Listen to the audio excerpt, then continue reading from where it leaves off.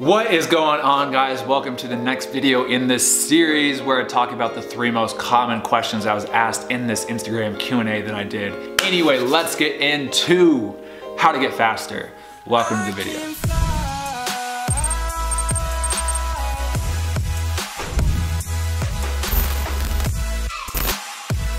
There are 3 aspects to improving your speed.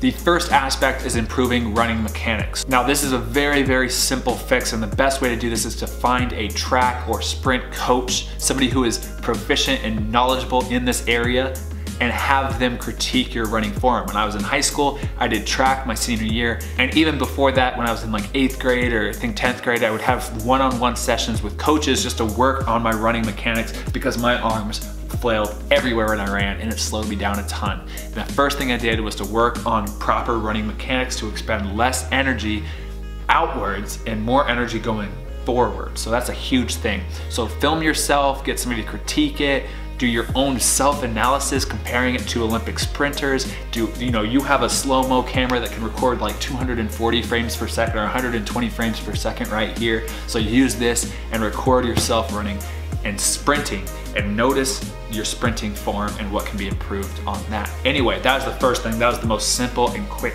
fix. The next 2 things is all about your training and how you develop lean, powerful, explosive, fast twitch muscle fibers for you to become a faster player. And now the 2 aspects that you need to train is basically force and velocity. Force is the amount of power that you can put into the ground, your raw strength, and velocity is your fast twitch, your speed, your first step. By combining this raw strength and this powerful first step and explosion, we create a very fast sprinter, like an Olympic 100-meter sprinter. Now, there's so many different exercises that you can do, and most of these exercises kind of follow along this curve of this force and velocity curve of how to train. Now look at this image right here. You need to do all this types of training, but you need to know which types of training work on force and which types of training works on your velocity. For example, your maximum strength, which is pretty much all force and no velocity, that's your back squats, your deadlifts, your bench press, stuff that's just about increasing your raw strength. And the more raw strength you have, the more force you can exert into the ground.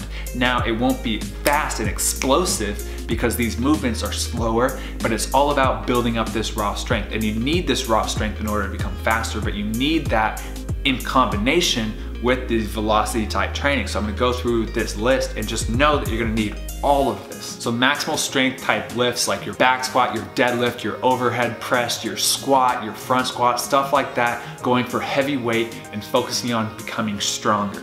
That's how you get more force applied into the ground. Now, as we come along this curve and we do probably about 75% force and 25% velocity are your Olympic lifts. Now, this is stuff like the power clean, the hang cleans, the snatches, the hang snatches, stuff that you're lifting heavy weights, but you're doing in a more dynamic movement. These exercises are great just for that reason, that it's 75% force because you're doing such heavy weights and you're moving heavy weights and trying to be powerful and stronger, but you're doing so in a very fast and dynamic movement. These are great exercises to work on your speed because it works on both aspects. Now, as we come along down even further, we're getting into the speed strength category. And so the speed strength category is stuff that works mainly on velocity speed stuff, but also incorporates strength aspects as well. Think of this as like 75% velocity training and 25% force training. Now, this stuff is kind of like your box jumps, your sled pushes, your parachute runs, your medicine ball throws and jumps, stuff like that, where it's very plyometric based, powerful movements, but you're also using some sort of resistance to make that stuff harder, like a parachute dragging behind you as you sprint. This isn't gonna be as fast as you possibly can go, like full 100% velocity training, because you have a weight that's holding you back, but it's good at the same time because you're implementing both aspects. Again, you're gonna need this stuff to become faster. And finally, if we go all the way down this curve to 100% speed or velocity training, this is where we get to sprinting. A great way to improve your sprinting is to actually go out to the field and just sprint. You need to focus in doing this where it's 100% all speed, 40 yard, 50 yard, 100 yard, 100 meter.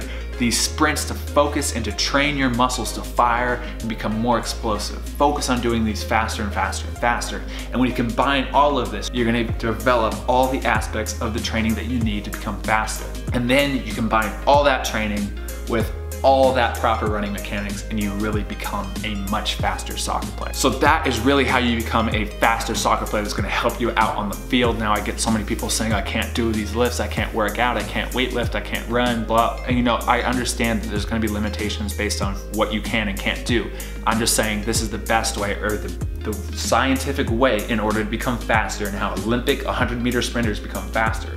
If you don't want to do Olympic lifts or you don't want to do the heavy weight, then don't. But just understand that this is how the Olympic sprinters and how fast people become fast. Anyway, that's the video. I hope you guys liked it. That's the second part of the series of the most commonly asked questions that I get. Hope you guys like this video. If you like what's going on here, subscribe and hit the like button, and I'll see you on the next video. Peace.